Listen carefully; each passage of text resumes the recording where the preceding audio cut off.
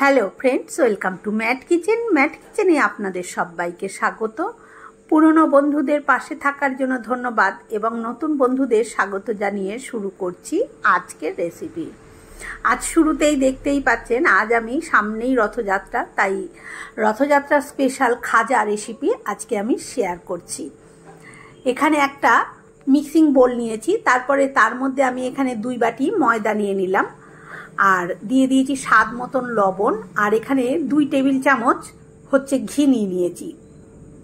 আমি এটা ঘি দিয়ে ময়াম দিচ্ছি, আপনারা সাদা তেল দিয়েও দিতে পারেন, তবে ঘি দিলে একটু খাস্তাটাও বেশি হয় আর টেস্টটাও বেশি ভালো হয়, সেই জন্য আমি এখানে ঘিটাই ব্যবহার করলাম। এবারে ঘি আর লবণটার সাথে কিন্তু খুব ভালো করে ময়ামটা দিয়ে নিতে হবে, একদম মিশিয়ে মিশিয়ে, যাতে কোনো রকমভাবে ঝুরঝুরে না থেকে যায়। এবারে দেখুন এইরকমভাবে একটু নিয়ে হাতের মধ্যে মুঠ করলাম আমি। এই যে মুঠটা কীরকম হয়েছে দেখুন, এই যে আমি যে নাড়াচ্ছি মুঠটা কিন্তু ভেঙে যাচ্ছে না, এরকম চাপ দিয়ে আমি এটাকে আলাদা করছি। আর এরকম চাপ দিচ্ছি দেখুন, এটা টুকরো টুকরো কিন্তু হয়ে যাচ্ছে, একদম গুঁড়িয়ে যাচ্ছে না। এবারে এটাকে আবার এরকমভাবে আমি ঠেসে দিলেই কিন্তু এটা গুঁড়িয়ে গেল। ঠিক এই রকমভাবে ময়ামটা দিতে হবে। যখন এরকম হবে তখন বুঝতে হবে যে ময়ামটা ঠিকঠাক হয়েছে। এবারে এখানে অল্প অল্প জল দিয়ে আমি ডোটা তৈরি করে নেব। ডোটা কিন্তু নর্মাল রুটি লুচি পরোটা যেরকম নরম করে মাখি সেরকম হবে না, আবার যে খুব শক্ত টেপা যাচ্ছে না সেরকমও হবে না। মোটামুটি ভাবে এটাকে না নরম না শক্ত, এরকমভাবে মাঝামাঝি রেখে এটাকে মেখে নেব। আর অবশ্যই অল্প অল্প জল হাতে করে দিয়েই মাখবো, বেশি জল দিলে কিন্তু নরম হয়ে যাবে, তখন আবার ময়দার পরিমাণ বাড়াতে গেলে কিন্তু সব কিছুর ঘিটির পরিমাণ কিন্তু কমে যাবে। এবারে এটাকে মেখে আমি চাপা দিয়ে রাখলাম। ততক্ষণে আমি যেহেতু খাজা তৈরি করব, খাজার জন্য মিষ্টি শিরাটা তৈরি করে নিই। তার জন্য এখানে আমি 1 বাটি জল আর 1 বাটি চিনি দিয়ে দিয়েছি। কারণ 1 বাটি চিনি দিয়েছি কারণ এই চিনিটা কিন্তু ভীষণ মোটা দানা, সেই জন্য আমি 1 বাটি দিয়েছি।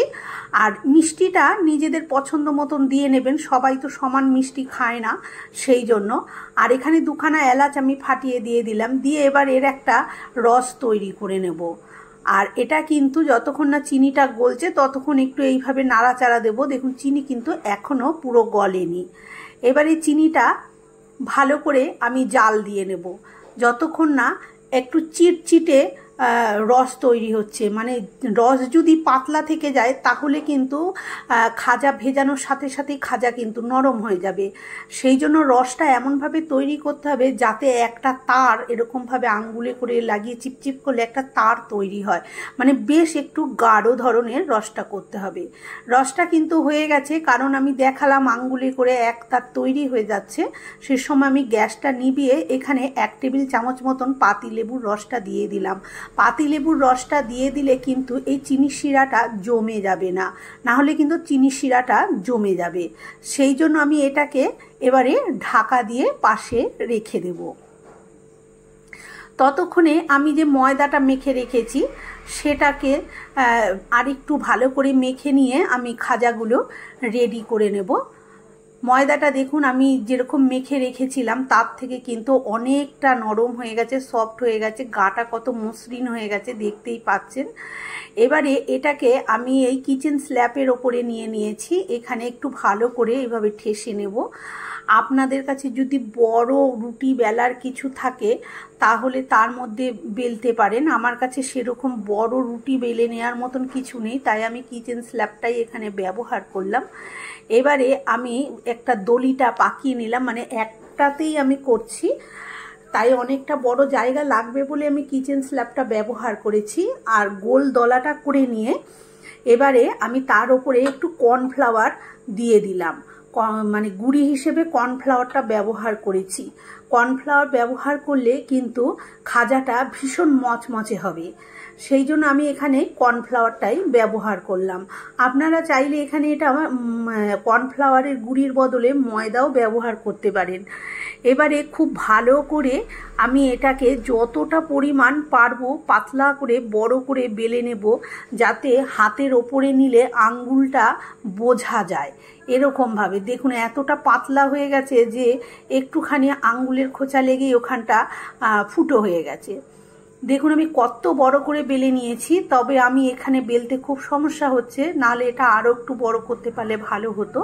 এবারে যেহেতু কোনো সাইজ হয়নি, আমি বেলনাটা ঘুরিয়ে ঘুরিয়ে বেলেছি, তা আমি এটাকে একটু চৌকো করে কেটে নিচ্ছি। এটা চৌকো করে না কাটলেও হবে, এইভাবেও কিন্তু আপনারা করতে পারবেন। আর এই যে বাড়তি অংশগুলো আমি বার করছি, এই অংশটাকে আবার আমি পরে বেলে আবার আমি এটার থেকেও বার করে নেব। এবারে এটাকে আমি চৌকো করে কেটে নিলাম। এটা কিন্তু অনেকটা বড় আছে। এবারে একটা ছাঁকনির মধ্যে আবার কিছুটা কর্নফ্লাওয়ার নিয়ে আমি এইভাবে একটু এই রুটিটার ওপরে ডাস্ট করে দিচ্ছি। আপনারাও কিন্তু অবশ্যই এই জায়গাটাতে কিন্তু কর্নফ্লাওয়ারই দেবেন, এই জায়গাটাতে ময়দা দিলে কিন্তু হবে না, তাহলে এই পাপড়িগুলো কিন্তু খাজার আলগা থাকতে সাহায্য করবে কর্নফ্লাওয়ার। এবারে খুব আস্তে করে এইভাবে আমি পুরো এটাকে ঘুরিয়ে ঘুরিয়ে নিয়ে যাব, আর খুব সাবধানে নিয়ে যাব যেন ঢিলে হয়ে অনেকটা ভেতরটা লুজ ফাঁকা হয়ে না থাকে। কর্নফ্লাওয়ার দেওয়ার জন্য কিন্তু সেটা সমস্যা হতে পারে। আর আমি এখানে কর্নফ্লাওয়ারটা একটু হাত দিয়ে ডলে দিয়েছি, তার কারণ নিচের দিকে কর্নফ্লাওয়ারটা একটু বেশি পড়ে গেছিলো, সেটাকে আর তোলা গেল না বলে আমি হাত দিয়ে ডলে দিয়েছি, না হলে কিন্তু জাস্ট ছাঁকনি দিয়ে ওরকম ডাস্ট করে দিলেই কিন্তু হয়ে যাবে। এটাকে দেখুন পুরো আমি ঘুরিয়ে ঘুরিয়ে নিয়ে এসেছি, গোল করে টাইট করেই এনেছি, ফাঁকা নয়, তাহলে ভেতরটা ফাঁপা ফাঁপা থেকে যাবে। এবারে একদম ধারের দিকটা একটু জল লাগিয়ে দিলাম, না হলে ওই ধারটা কিন্তু লেগে থাকবে না, ভাজার সময় কিন্তু খুলে যাবে। এবার এতে আমি দুপাশ থেকে একটুখানি এরমভাবে পরিষ্কার করে নেব, আর এটাকে সেই সমমাপে এইভাবে আমি ছুরি দিয়ে টুকরো টুকরো করব। এবার আমি যে মাপের করছি, আপনারা যদি এই যে লেচিটা আমি তৈরি করেছি এটা যদি আরও বড় করে বেলেন তাহলে হবে, আর যদি এরকম বড় জায়গা না থাকে তাহলে রুটি বেলে নেবেন, ছোট ছোট বেলে নিয়ে সেগুলো একসাথে জয়েন্ট করে করতে পারেন, তবে এইভাবে করতে পারলে সুবিধে হয়। তবে আমি খাজা কিন্তু বেশি বড় বড় করছি না, আপনারা নিজেদের পছন্দ সাইজ মতন করে নেবেন। দেখুন এই যে আমি কেটেছি, দেখুন প্রত্যেকটা লেয়ার কীরকম দেখা যাচ্ছে। আমার এখানে বেলার ভীষণ অসুবিধা, তাই জন্য আমি বেশি বড় বড় করতে পারিনি। যদি বেলার অন্য কোনো ব্যবস্থা থাকে বা কিচেন স্ল্যাবটা আরও বড় হয় তাহলে কিন্তু আপনারা সেখানে আরও বড় করে বেলে নিতে পারবেন।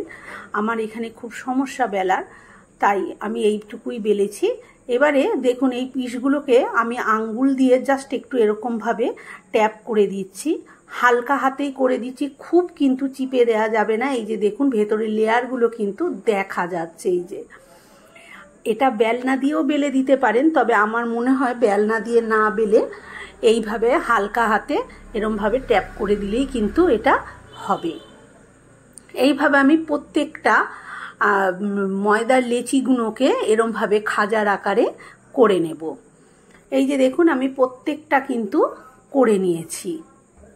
এবারে এগুলোকে আমি ভেজে নেব, তার জন্য কড়াইটা বসিয়ে দিয়ে কড়াইটা মধ্যে দিয়ে দিলাম সাদা তেল, তবে তেলটা এতটা পরিমাণে গরম থাকতে হবে যাতে আমার আঙ্গুলটা কিন্তু এই তেলের মধ্যে দেয়া যায়।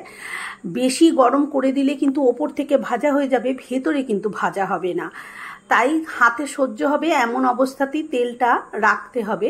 আমি আর এগুলো একটা একটা করে ভাজতে পারলে বেশি ভালো হয়, কিন্তু সময় অনেক লাগবে, তাই জন্য আমি একটা দেখিয়ে দিচ্ছি প্রথমে, যে এরকমভাবে আমি দিয়ে দিয়েছি, দিয়ে দুটো পাশ প্রথমে একটু উল্টে পাল্টে নিলাম, নিয়ে এরকম একটা কাঁটা চামচির দ্বারা এইভাবে ধরে তেলটাকে এইভাবে আমি এইভাবে ছড়িয়ে ছড়িয়ে দেবো এর ওপরে, তাহলে কিন্তু ভাজগুলো ক্রমশ একটা একটা করে খুলতে থাকবে। এইভাবে আমি কিন্তু দুপাটি দেব, কতটা বুঝতে পারছেন আমি জানি না, আর এখানটায় খুব অসুবিধাও হচ্ছে করতে, তাও আমি আপনাদেরকে দেখাচ্ছি। এই যে কাঁটা চামচ দিয়ে ধরলে এইটা ধরতে সুবিধা হবে এমনি, আর এগুলো সবসময় চ্যাতনা কড়াইতে করার চেষ্টা করবেন, তাহলে সুবিধা হবে।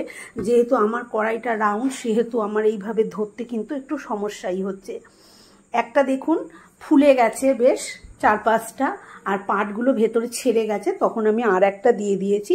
আর ওই একই রকমভাবে আমি কিন্তু কাঁটা চামচ দিয়ে একটুখানি ধরে আর এই চামচে করে তেলগুলো এইভাবে দিচ্ছি। একটু ভালো করে খেয়াল করুন, দেখুন প্রত্যেকটা পাট কিরকম খুলে যাচ্ছে ভেতরে, আর বেশ ফুলে যাচ্ছে গজাটা।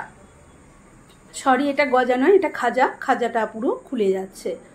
যাই হোক, এই যে দেখুন পুরো খুলে গেছে।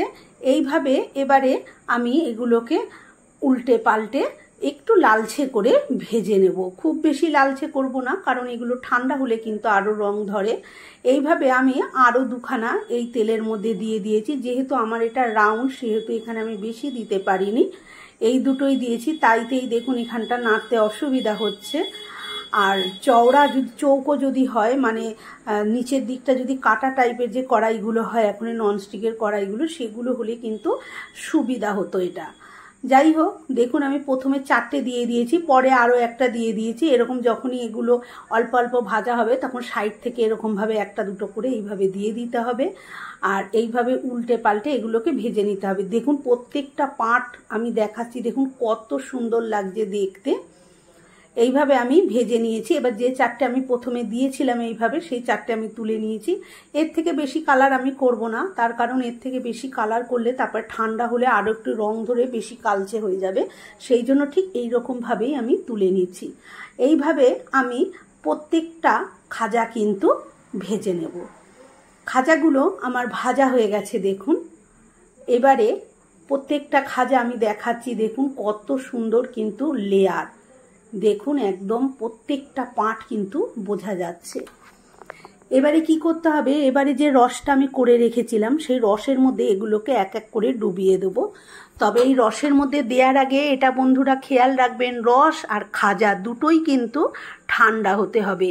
যদি দুটোই ঠান্ডা না হয় তাহলে কিন্তু খুব তাড়াতাড়ি নরম হয়ে যাবে। আর যদি খাজা ঠান্ডা হয় আর শিরা, এই চিনির শিরাটাও যদি ঠান্ডা হয়ে থাকে তাহলে কিন্তু খাজা অনেক মচমচে থাকবে।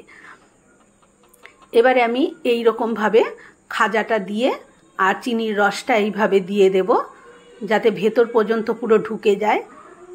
এভাবে আমি কয়েকটা দিয়ে নিচ্ছি প্রথমে। খুবই সহজ বন্ধুরা, যে কেউই করতে পারবে। বন্ধুরা আমার আজকের এই খাজা রেসিপি যদি ভালো লাগে তাহলে একটা লাইক দেবেন, শেয়ার করবেন। আর আমার চ্যানেলে নতুন বন্ধু হয়ে থাকলে চ্যানেলটি সাবস্ক্রাইব করে নেওয়ার অনুরোধ রইল। পাশে থাকা বেল আইকনটা অবশ্যই প্রেস করবেন, কারণ আমি যখনই কোনো নিত্য নতুন রেসিপি শেয়ার করব নোটিফিকেশন আপনাদের কাছে পৌঁছে যাবে সবার আগে। আমি এরম একটা ছাঁচা নিয়ে তার উপরে তুলে নিলাম গজাগুলো রস থেকে, কারণ এক্সট্রা যে চিনির রসটা সেটা যাতে ঝরে যায় সেই জন্য। তারপরে এরকমভাবে আমি একটা প্লেটে নিয়ে নিচ্ছি। এইভাবে আমি প্রত্যেকটা গজাই কিন্তু এই রসের মধ্যে ডুবিয়ে এই ছাঁকনির মধ্যে নিয়ে নিচ্ছি, ছাঁচাটার মধ্যে। তারপরে আমি নিয়ে নেব। এবার আমি সার্ভ করে দেখাচ্ছি দেখুন। আর আমি একটা ভেঙেও দেখাচ্ছি যে কত সুন্দর মচমচে হয়েছে আজকের এই খাজাগুলো। আর এইরকমভাবে বাড়িতে তৈরি করলে কিন্তু আর দোকান থেকে কিনে খাওয়ার কথা মনেই হবে না। আর যখন ইচ্ছা তখনই কিন্তু তৈরি করে বাড়ির বাচ্চা থেকে বড় সবার মনও জয় করা যাবে। দেখুন কত সুন্দর মচমচে হয়ে গেছে, এরকম এক ডলাতেই ভেঙে গেল। আজকের মতন এই পর্যন্ত, আবার হাজির হব অন্য কোনো রেসিপির সাথে। ভালো থাকবে।